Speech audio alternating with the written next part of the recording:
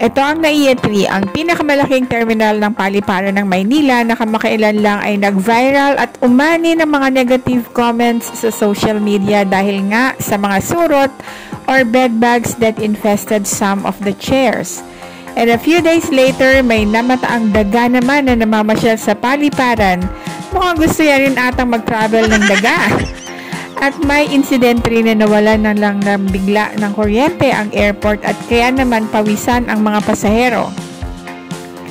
Kaya nga pang-apat tayo sa mga worst airport in the world.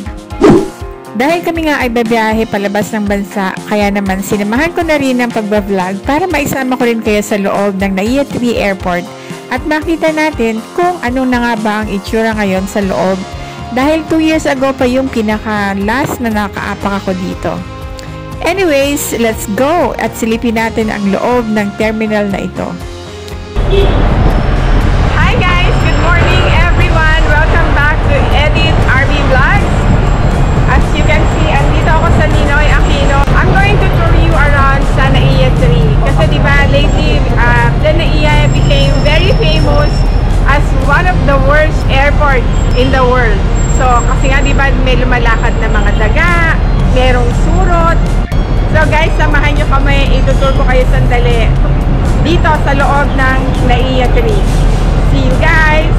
Pero alam niyo ba na may good news that we have to be patient because in the next 2 years, there will be a massive improvements in the airport. Magugulat na lang kayo pagbalik niyo sa airport kasi parang wala ka sa airport ng Pilipinas. So let's wait and see on that. Sa mga madalas bumiyahe, may napansin ba kayo?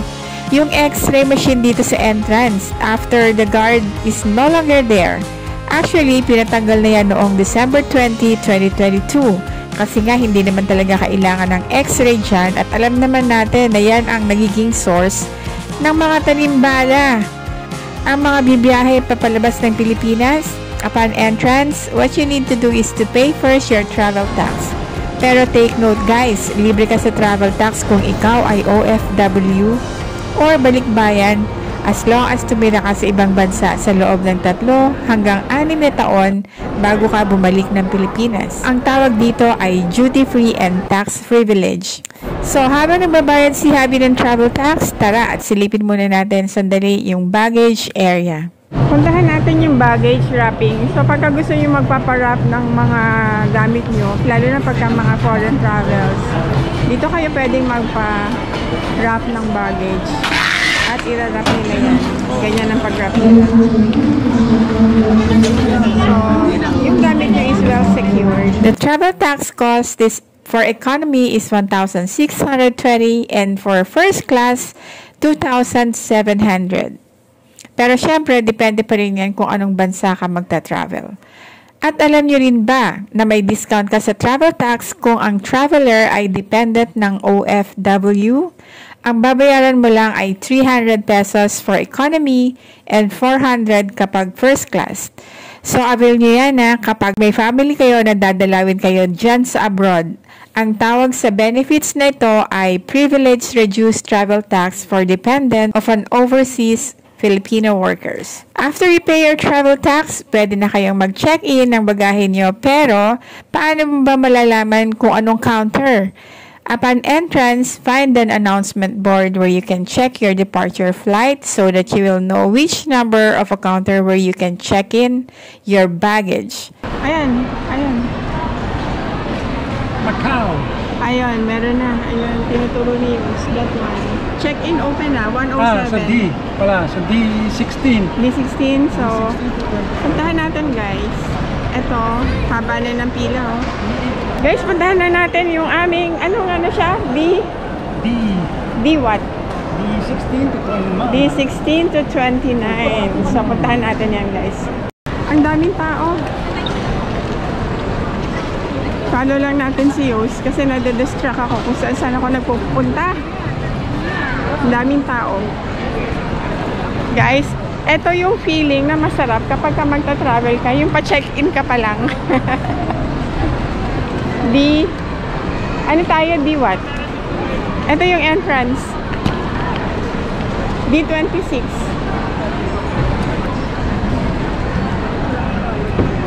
naka-check-in na tayo, guys. Ang sarap talagang mag-travel. Yung moment na pasasakay ka pa lang sa airplane, yun. Kayo guys, pagka nagta-travel kayo, ano yung feeling ninyo kapag nasa pila na kayo? Alam ko yung mga OFW, ang pinaka-best feeling nila yung papunta na sila ng airport, papauwi na. Siyempre, excited dahil makakasama na ulit nila yung family nila.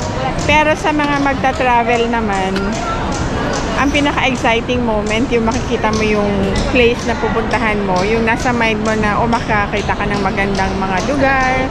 Pag OFW naman, yung papaalis na, yung nasa pila ka pa lang, papasok ka pa lang sa airport, at lalo na yung pa-check-in ka pa lang, yun yung pinaka-worst moment. Siyempre, papaalis ka na, malalayo ka ulit sa family. Yun yung pinakaayaw ko, yung separation. Lahat ng mga tao merong sepangs. Yun yung tinatawag nilang separation anxiety. Kaya sa mga OFW, kapag meron kayong opportunity, always try to save as early as you can. Huwag nyong sayangin yung pagkakataon na porket nasa abroad kayo, gastos dito, gastos doon. Dapat mag-ipon din para makabalik kayo kaagad kasama ng inyong family. Kasi 'di ba, like what we always say, working abroad is not forever. Unless pwede kayong tumira dyan, pwede kayong mag-build ng new life abroad. That's okay kung makakasama niyo yung family nyo. Pero if you are away from your family, it's better na maging matipid talaga tayo. Kasi sayang yung oras na malayo kayo sa family. Check-in po! 18 kilos. 18? 18. Kasi Yan, na? eksakto. Kasi 20 yung allowable weight. So 18 lang kami. Pasok! Akala ko mabigat sa 20. 3-4 lahat. 3-4 lahat. So guys, we have the boarding pass at aalis na tayo pero maaga pa kaya kakain muna kami kasi mamaya pa naman 7 yung flight namin. Woo! See you later, Macau! Guys, balik muna tayo sa second floor. Kakain muna kami kasi hindi pa kami nanananghalian. Ayun, may kusina, Filipino cuisine. May Jollibee. Tignan natin kung saan tayo pwedeng kumain. May pinangat na laing. Gusto mo dyan? May pinangat na laing sila. Gusto mo doon sa Filipino? Saan? Mga kainan dito. Kakakain lang natin dyan lately. So, madaming kainan dito, guys. Pwede niyong pagbilian. Ha? Binalot? Anong meron dyan? Wait lang, tingnan natin. Merong pinakbet. Merong chicken. Adobo. Anong gusto mo? Sa akin, beef steak. Sa akin din beef steak. Alam niyo ba guys, na ang binalot, sobrang famous to noong time na nag-work pa ako sa Makati. Kain tayo dito guys. Ito yung kaninang saan pwede ka umupo. May subway pala doon na hindi namin nakita agad. Okay lang. At meron ding spa dyan sa katapat. Pag masyado kayo maaga at gusto nyo pa magpamasahe, punta kayo dyan sa may Kenta Spa. Guys, ito na in-order namin binalot. Talagang literally nakabalot siya. Ano lang siya, mura ha, 476, dalawa kami. And what we ordered was,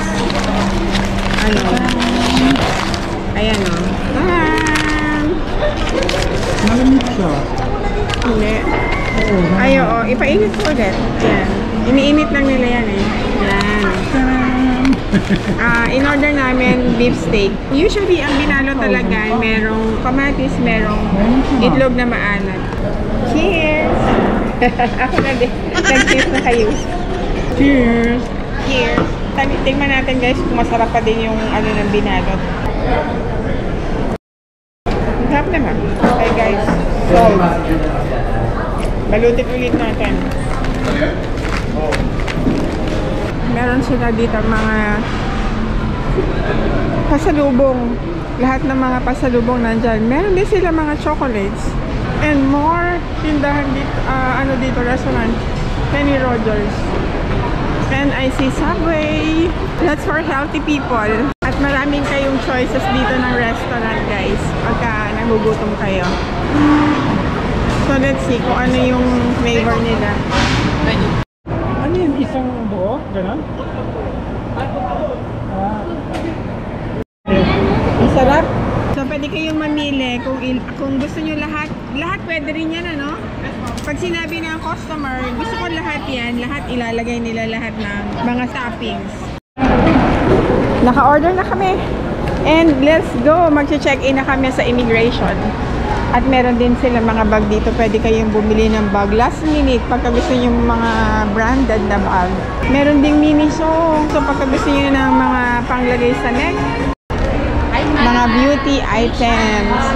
Naka-promo kami. Alis na eh. Thank you. Gizmo Central. What's this?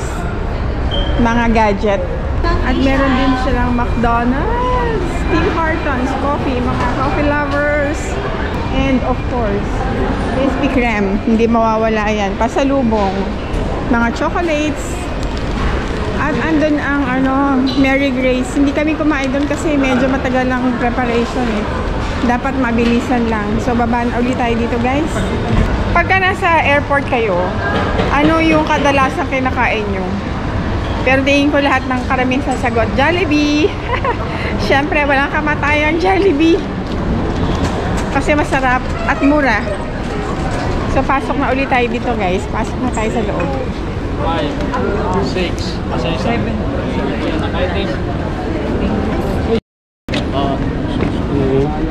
Excuse me. Asan ticket? Dalawa. Dalawa po kami. Ma'am Edita. Thank you, sir. Thank you, sir. Okay. So, punta na tayo sa immigration. Pasok tayo, guys. When you travel, pabalik ka man or paalis ng Pilipinas, make sure that you have filled up the online health declaration as part of the Philippine travel requirements. But if you miss to do this, you can still fill up the online application form at the airport before the entrance of the immigration. Guys, may ipapakita ko sa inyo. Si Benigno Ninoy Aquino, meron na siya ditong start. Guys, natapos na kami sa immigration at doon naman tayo sa gate. Anong gate tayo ngayon? Ay, wala pa kami. Titignan pa pala. So, pagpasok after the immigration, ito ang itsura, guys. Ayun ang immigration on the left side. At pagpasok mo, syempre may mga store ulit where you can buy naman mga expensive and branded items. After ng immigration, you can check on the announcement board kung anong gate ka maghihintay at para sumakay ng eroplano. At kung hindi mo pa makikita, abangan mo lang ito at magre-reflect din yan at yung flight schedule mo. Ito sa amin, guys, Macau 107. Gate 107 tayo. Tara, let's go sa Gate 107.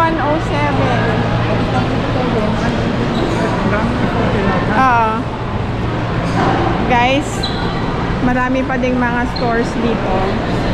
At meron mga wine and spirits, chocolates, and blah blah blah. And of course, shuttles best. Duty free. And cafe. Ang dami. Actually, maganda na nga yung airport natin kung kukumpara natin in the past 10 years.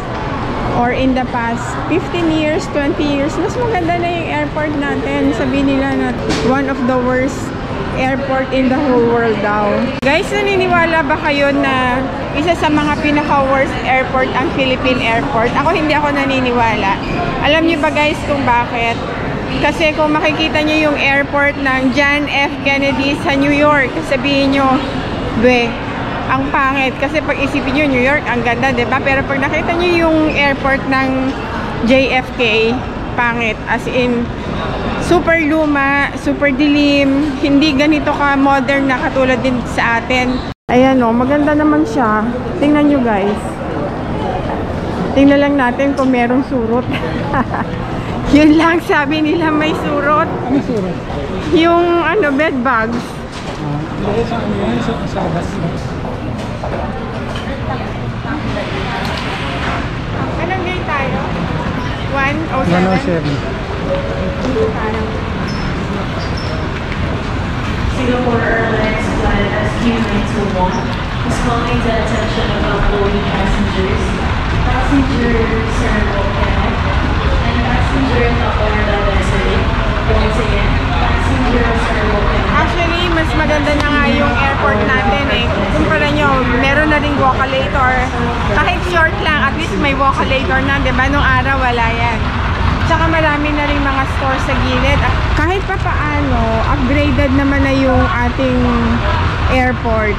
Hindi talaga ako pumapayag na one of the worst airport tong ano natin, airport. So maybe somehow hindi naman lahat perfect, 'di ba? Kaya may natagpuan na daga sa loob ng airport. So tingin ko isolated case lang talaga yung nakita nila na daga tsaka yung bed bugs na sinatawag nilang surot. So maganda naman siya, quality naman yung kapaligiran dito sa loob ng airport.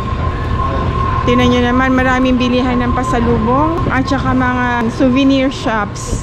Pero syempre, hindi natin maiko-compare yung airport natin sa Singapore, sa Netherlands. Sa Netherlands talaga ang ganda ng airport nila doon. Meron pa silang library. Malapit na kami sa gate 107.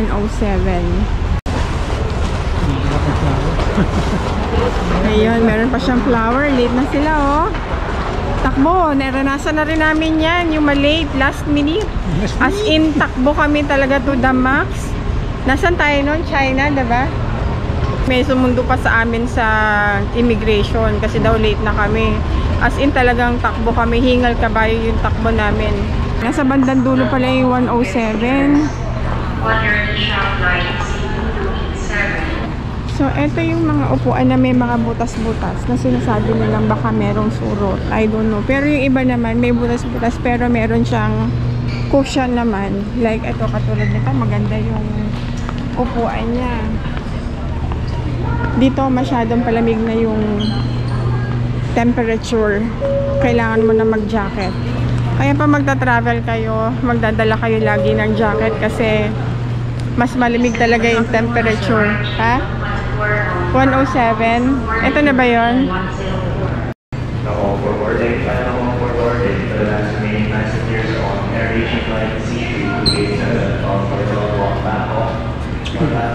So, dito na tayo sa 107. Ito gate namin, 107.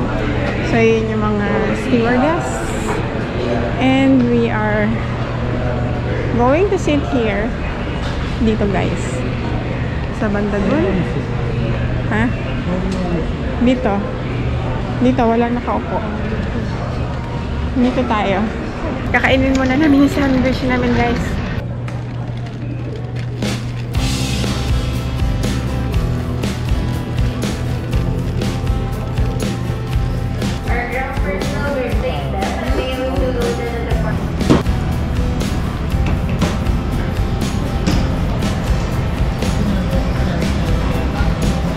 Saan ang daga? Nakita kong daga? Wala kong nakita ang daga.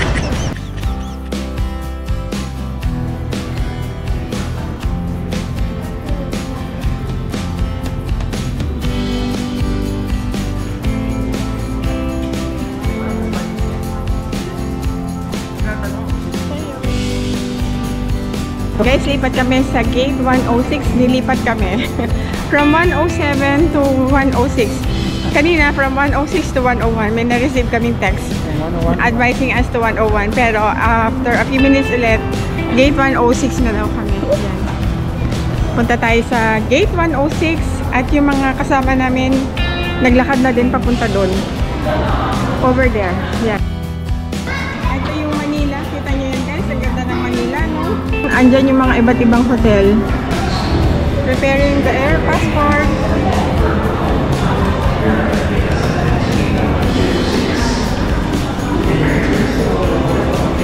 Ito tayo, guys. Bound to Macau.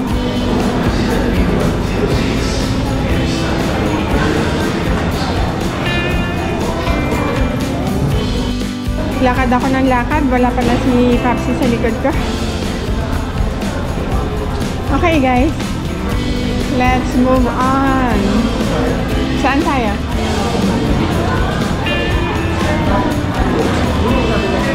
Kaya nga. So, it's the charging area.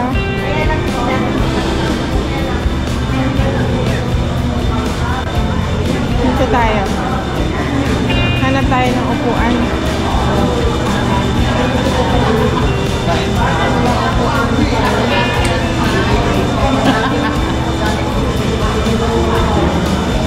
Tignan natin guys kung merong surot. Ayan. Hopefully wala siyang mga gansupet ko. Boarding time na guys. At mahaba pa yung pila kaya hindi muna kami sasakay. Maya-maya na. Haba ng pila oh. Hanggang dulo. So wait muna kami. Pababa na sila doon. Yung iba nakapasok na. Una muna syempre pagka senior. Una ka sa pila tsaka yung mga merong kids.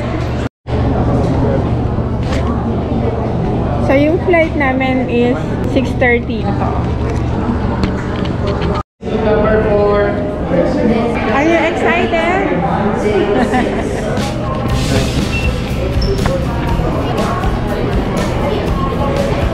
Is ready? Ready na? Thank you. So, paalis na tayo. Sakay ng papuntang Macau. Tara guys, Macau na tayo. Flight number 106.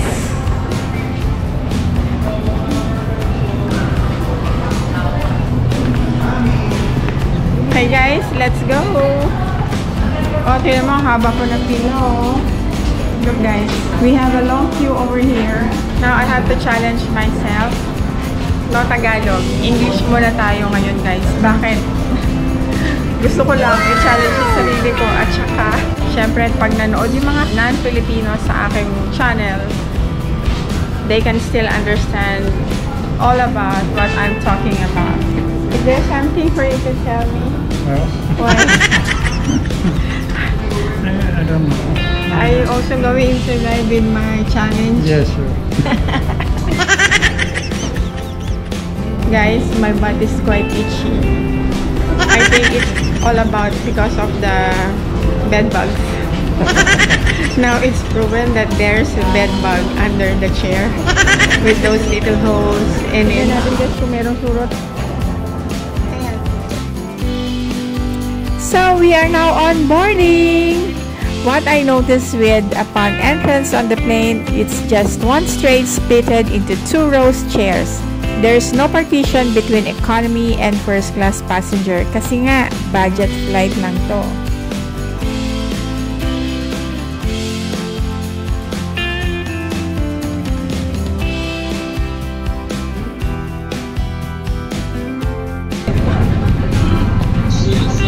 Oh, malaking ano pala to, airplane. Hindi siya basta maliit, maraming passengers papuntang Macau. So we have to look for seat number 33A. Tingin ko sa bandang hulihan kami.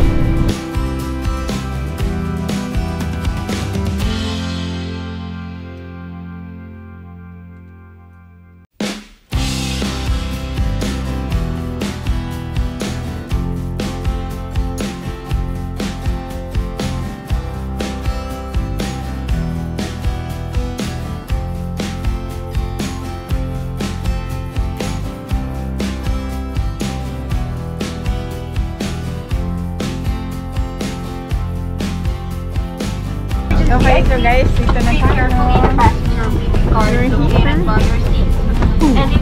Kasha ka? Oo naman. Medyo maikli ata ah. Kasi naman.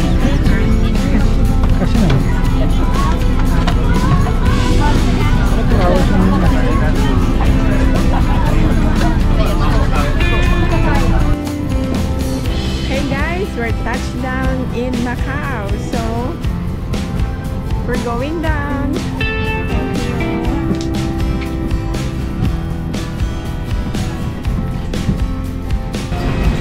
Thank you. Bye-bye. Welcome to Macau. Welcome po. sino pa din yung mag-welcome sa'yo dito.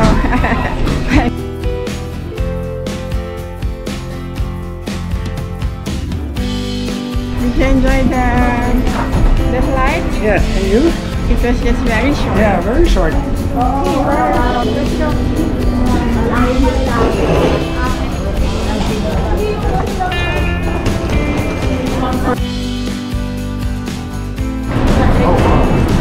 So this is how we have to fall in line to go through the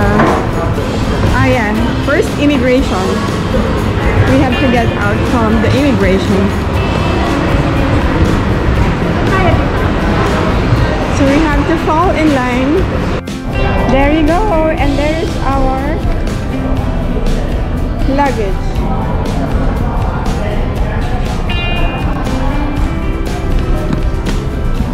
We didn't even wait.